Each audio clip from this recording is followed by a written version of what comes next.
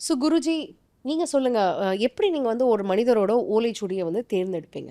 இந்த நாடி ஜோதிட ரீதியா அப்படிங்கும்பொழுது என்னன்னா, ஒவ்வொரு மனுஷனுடைய வந்து ரேகை. ஆணா இருந்தா வலது கை கட்டவிரல் ரேகை. ஓகே. பெண்ணா இருந்தா இடது கை கட்டவிரல் ரேகை வந்து அவங்க கொடுக்கணும். அவங்க ரேகைய வச்சு ஒவ்வொரு ரேகைக்கு பார்த்தீங்கன்னா வந்து ஒரு பெயர், அதுக்கான அடையாளங்கிறது உண்டு.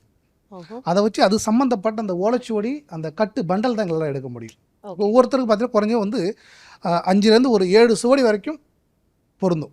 ஏன்னா ஒருத்தர் பிறக்கிற நேரத்துல நிறைய பேர் பிறந்திருப்பாங்க. அவங்களுடைய அப்பா, அம்மா பேர்ல, அவங்களுடைய பேர்ல, அவங்களுடைய டேட் ஆஃப் பர்த் நிறைய பேர் பிறந்திருப்பாங்க.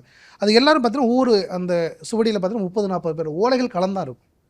அதில அவங்களோட பர்ட்டிகுலர் ஓலை உங்க முன்னாடி தான் நாங்க தேடி எடுக்கணும். அது ஒரு ஓலையா படிக்கும்போது தான் எங்களுக்கு அந்த உங்களோட ஓலை இருக்கா, இல்லையா அப்படின்னு எங்களால கண்டுபிடிக்க முடியும். அதுக்கப்புறம் இந்த ஓலைச்சுவடி எடுக்கிறதுக்கு உங்களோட உதவி எங்களுக்கு தேவை தான். நான் படிச்சு சொல்லும்போது உங்களுக்கு ஒரு சரியா வந்துச்சுன்னா, ஆமா, இல்லைன்னா சரி, தப்பு. அது அப்படிங்கிறது வந்து உங்களோட உதவி இல்லாமலும் அந்த ஓலைச்சுவடி எங்களால எடுக்க முடியாது. எடுக்க முடியாது. அதே மாதிரி நீங்க இதுவரைக்கும் எடுத்த ஓலைச்சுவடிகள்ல ஏதாவது ஒரு ஷாக்கிங்கா நீங்களே பார்த்து மெய் மறந்து, "வா! என்னடா இப்படி எழுதியிருக்கே!" அப்படின்ற மாரி நீங்க நெனச்ச சில சம்பவங்கள் இருக்கும் இல்லையா? சில பேருத நீங்க படிக்கும்போது. அந்த மாதிரி ஏதாவது சில அது தருணங்கள் எங்களோட ஷேர் பண்ண முடியுமா? நிறைய இருக்கு. அது நல்லதும் இருக்கு, கெடுதலும் இருக்கு. ரைட்.